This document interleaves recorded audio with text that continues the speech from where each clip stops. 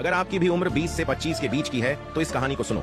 एक राज्य था जहां किसी को भी राजा बना दिया जाता था, लेकिन सिर्फ 5 सालों के लिए, और 5 साल खत्म होने के बाद उस राजा को एक घने जंगल में छोड़ दिया जाता था, जहां दूर दूर तक कोई इंसान नहीं रहते थे और जंगल में जंगली जानवर उसे खा जाते थे। और ऐसे ही हर 5 साल पे हर एक राजा के साथ किया जाता था। जो भी लोग राजा बनते थे वह अपनी जिंदगी में खूब ऐश करते थे और इतना खो जाते थे कि वे भूल जाते थे कि उनके साथ 5 साल बाद क्या होने वाला है। जैसे जैसे साल बीतने लगते थे उन्हें आखिर में डर लगने लगता था। एक बार एक नए आदमी को राजा बनाया गया। वो आदमी बहुत ही बुद्धिमान था। उसने दूसरे राजाओं की तरह अपने 5 साल ऐशो आराम में नहीं बिताए।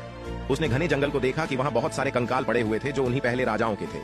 उसने बाहर से कुछ मजदूरों को बुलाया और उस घने जंगल के पेड़ को कटवाने में लगा दिए और सारे जंगली जानवरों को पकड़वाकर उन्हें दूसरे जंगल में छुड़वा दिए। उसने 3 साल के अंदर उस घने जंगल को एक खुले मैदान जैसा बना दिया और बचे हुए 2 साल के अंदर उस जमीन पर गरीब लोगों को घर बनवा कर दिए और अपने लिए एक महल भी बनवाया। जब उसके 5 साल पूरे हो गए तब राज्य के लोगों ने उसे उस घने जंगल में छोड़ दिया, जो कि अब एक राज्य बन गया था। वहां के लोगों ने फूलों से उसका स्वागत किया और उसने बाकी की जिंदगी आराम से गुजारी। सीख, ये जो हमारे 20 से 25 की एज होती है, हमें इसे मेहनत और स्किल्स को डेवलप करने में इन्वेस्ट करने चाहिए।